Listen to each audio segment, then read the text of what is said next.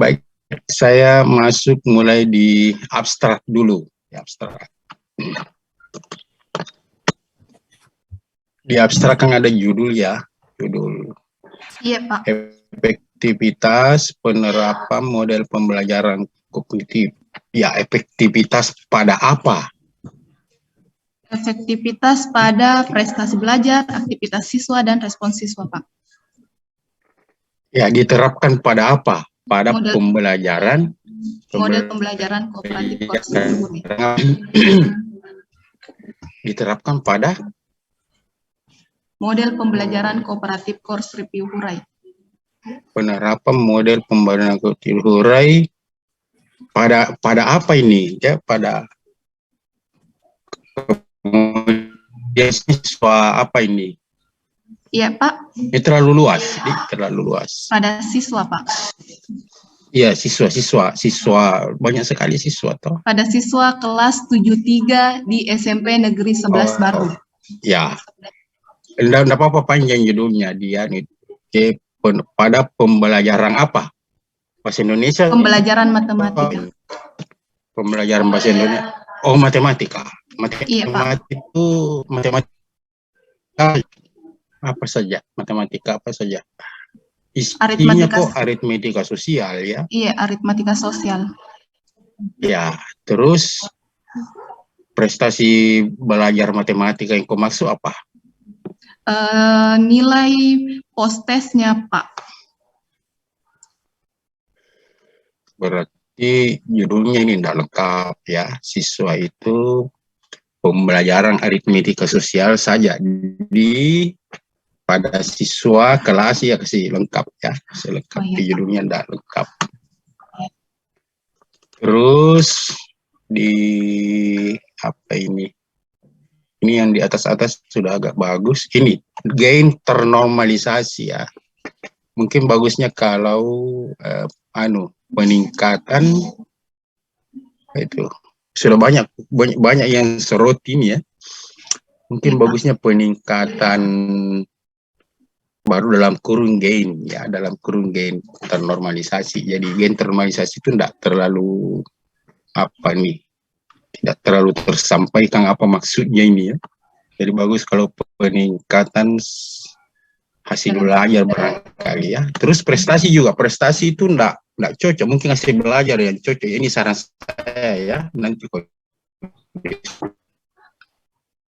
prestasi itu enggak terlalu cocok, hasil belajar mungkin yang cocok. Jadi gain ini, jadi rata-rata peningkatan hasil belajar dalam kurung gain ya, gain ternormalisasi atau gain ternormalisasi. Ya, terus hasil analisis inferensial pada taraf signifikansi 5%, rata-rata prestasi ini lebih besar dari 71. Saya perlu ini. Mungkin lebih besar dari kriteria ketuntasan minimal ya, ditulis begitu. Lebih besar dari KKM. Lebih besar dari satunya langsung kriteria ketuntasan minimal. KKM juga kan kalau orang baca apa itu KKM? Oh iya, terus rata-rata ini diganti rata-rata peningkatan hasil belajar siswa atau gain melalui gain ya. Iya, Pak. Ya, ini 0,3 ini apa ini maksudnya ini 0,3 ya? Nomor 3, Pak. Dari 0,3. Nomor 2 itu tidak ada itu. 0,3 itu apa ya? 0,3 itu Pak gain ternormalisasinya yang berada pada kategori sedang.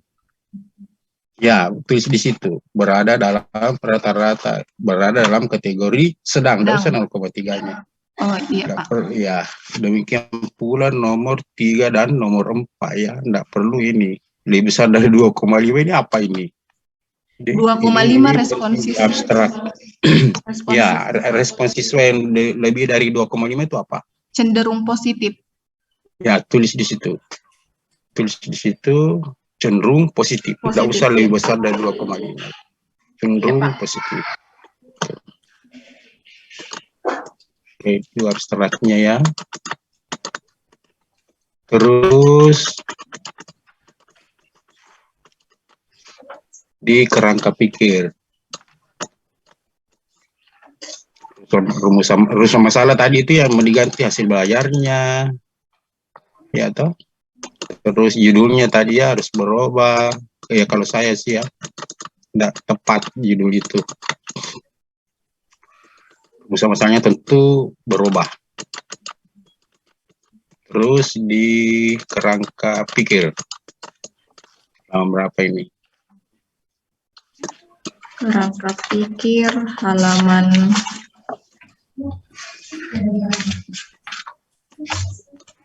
ya halaman 58 ya. 45 kayaknya Pak. 45. Ya 43 kalau baik. Di sini juga belum dijelaskan apa ini? Ini yang kotak-kotak ini, mengapa, apa itu di KKM? Sumbernya itu KKM di mana ya? SMP Negeri 11. Masukkan saja, ya, masukkan di situ bahwa hasil rapat, dokumen hasil rapat guru ya di sekolah. Tahun berapa ya? Iya Pak. Masukkan di situ, itu KKM. Terus muncul gain 0,3 dari mana? Mengapa? Harus ada di situ penjelasannya sebelum muncul di sini. Jadi bukan munculkan dulu angka ini, baru dijelaskan di belakang. Dijelaskan ya, dulu angka-angka ini dari mana, baru dimunculkan di sini. Jadi, harus ada ya mungkin boleh masuk di bab 2, boleh aja, boleh juga di kerangka pikir. Merujuk sumber saja ya, merujuk sumber itu bisa lebih bagus. Bahwa gain ini sumbernya di sini, bisa merujuk sumber saja. Kalau tidak ada sumbernya tiba-tiba muncul begini, kita tidak mengerti ini apa ini semua ini ya. Ya, sehingga terus komentarnya di dalam sini harus utamanya itu tadi, feel independen lebih besar dari, lebih efektif barangkali atau lebih besar skornya ya. Ya, lebih besar independen itu harus ada dukungan teori dulu di sini. Kalau atau minimal ada perbedaan yang dikemukakan di dalam kerangka pikir ini, ya, bahwa menurut ini secara teori ya ada perbedaan. Ya, secara teori ya ada di penjelasan di kerangka pikir bahwa itu ada perbedaan sehingga bisa kita rumuskan hipotesisnya. Kalau tidak ada perbedaan berarti tidak ilmiah dong, karena kau menebak saja ya, menebak saja ini hipotesis ini, tebakan, bukan karena kajian ya. Oke,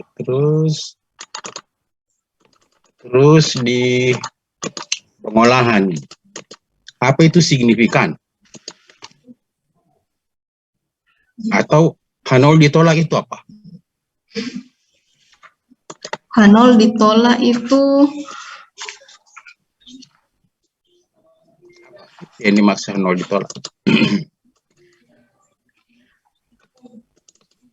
H0 itu ditolak berarti bahwa model pembelajaran course review Hurai ini efektif, anggaplah di prestasi. Istilah lain dari H0 ditolak. Bukan anunya. Istilah lain dari H0 ditolak itu apa? Terima H1. Signifikan pada taraf H0 ditolak itu artinya signifikan pada taraf alfa berapa atau P-nya berapa ya. Lebih bagus P-nya disebut daripada alfanya. Karena alfa boleh dipilih sembarang, P-nya sudah tetap. Jadi H0 ditolak itu adalah signifikan pada taraf pada taraf P berapa. 0,00 atau dengan nilai P. Ya, misalnya ya disebut itu. Karena bisa saja tidak signifikan bagi orang lain ya, bagi kita mungkin signifikan bagi peneliti, tapi bagi orang lain belum tentu ya. Iya, Pak. Jadi disebutkan P-nya. P-nya. Alfanya. Nah, itu begitu pula di kesimpulan signifikan pada taraf apa di kesimpulannya itu? Kesimpulannya, Pak. Di kesimpulan. Ya. Halaman 108. Untuk prestasi belajar itu tinggi, gentor normalisasi juga tinggi, Pak. Dan ketuntasan klasikal siswanya itu 100%.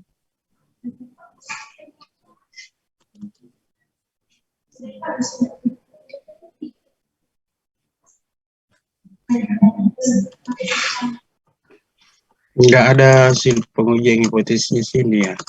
Iya, nggak ada, Pak, di kesimpulan.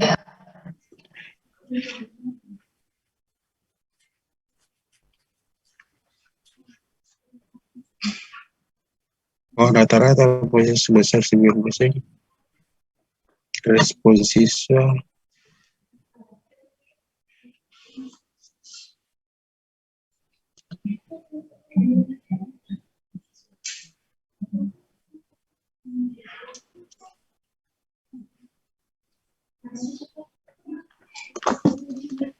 Terus itu pengujian hipotesismu untuk mendukung kesimpulan yang mana?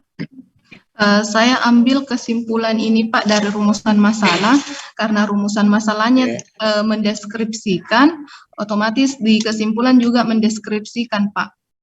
Karena Nah, 3 juga di rumusan masalah, 3 juga di kesimpulan. Terus prestasi oleh matematika baru setelah.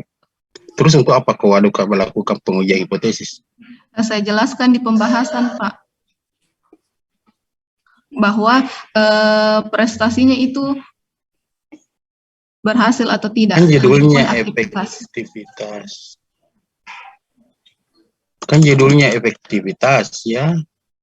Iya, Pak. Terus tidak menyimpulkan adanya efektivitas. Ada, Pak, di kesimpulan secara umumnya. Disimpulkan bahwa penerapan model pembelajaran kooperatif course review Hurai ditinjau dari gaya kognitif siswa efektif diterapkan dalam pembelajaran matematika. Yang paling atas, Pak. Jadi kalau yang 3 itu kesimpulan secara khususnya. Oh, jadi ini kesimpulan umum ini digunakan kesimpulan umumnya di atas berdasarkan hasil pengujian hipotesis, begitu? Iya, Pak. Iya. Oke, terus apa sumbernya yang mendukung bahwa hipotesis-hipotesis minor tadi itu yang di atas itu adalah kriteria efektivitas? Dari mana sumbernya? Harusnya barangkali dikemukakan di sini nih, di kesimpulan ini.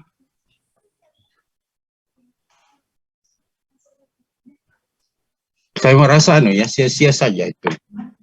Iya, mau ya harusnya ditambah hipotesis tanpa kesimpulannya. Hasil hipotesis disebutkan berapa alfanya, kenapa itu ditambahkan di situ supaya nampak. Ya, saya mungkin di abstrak boleh begini, ya, di abstrak, ya.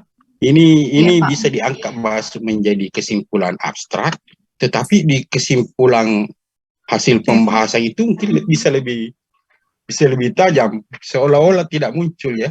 Ngapain orang melakukan pengujian hipotesis, ngapain muncul itu KKM semua itu? Ya, ditambahkan situ. Iya, Pak. Seolah-olah tidak match. Jadi ditambahkan yang analisis inferensialnya juga, Pak. Saya tidak, mungkin perlu spesifik penjelasan. Kesimpulan bahwa mana ya?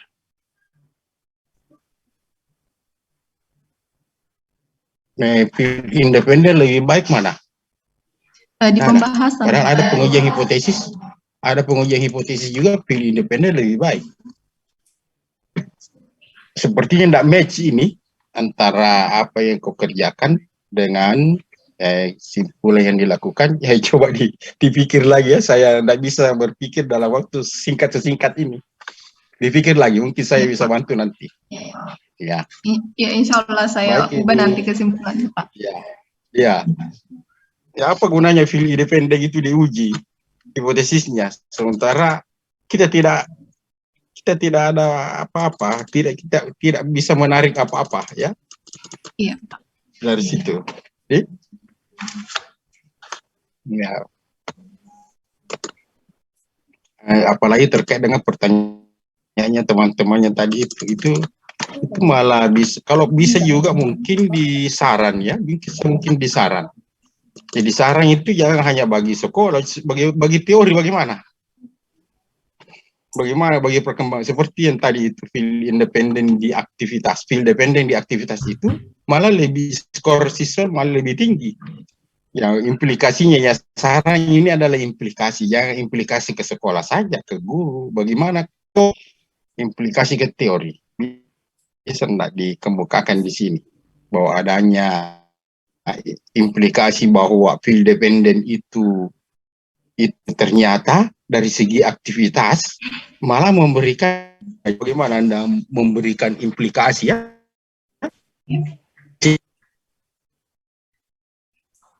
Ya, demikian pula yang lain mungkin bisa dibawa ke sini sehingga banyak informasi banyak informasi kau kerjakan, informasi itu seolah-olah lepas di dalam pembahasan saja, tidak masuk di kesimpulan dan saran, padahal itu adalah buah pikiran kamu. Jadi kalau bertanya sebenarnya tesismu yang mana, tesis kamu itu adalah di kesimpulan dan saran. Saran itu implikasi dari kesimpulan, itu saran. Nah yang lain itu kita anggap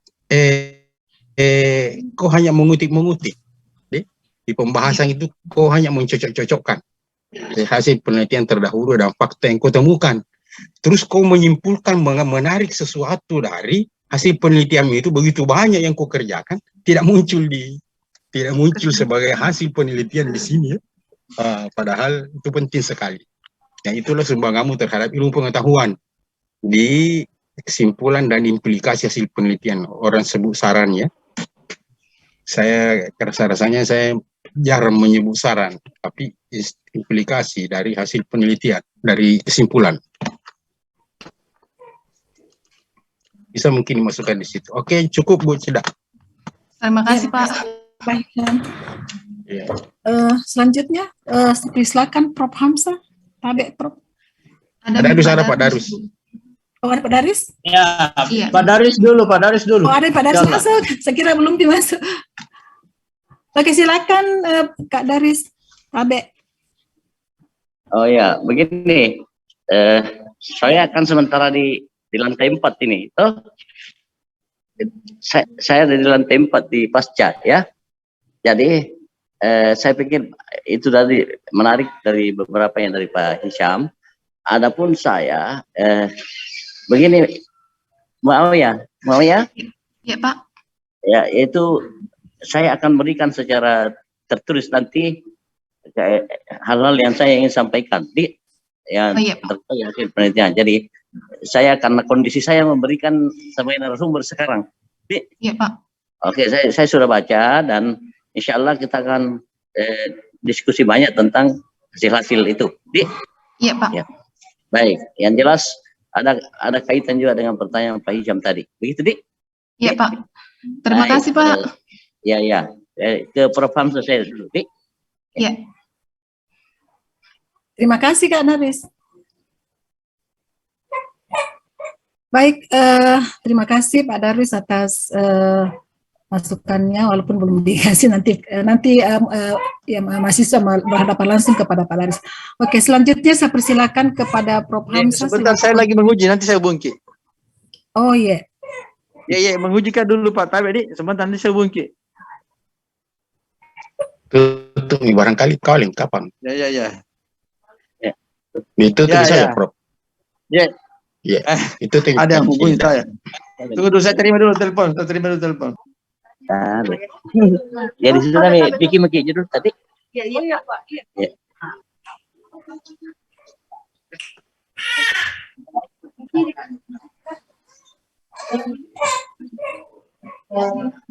Baik, Tabe, Kak Cida.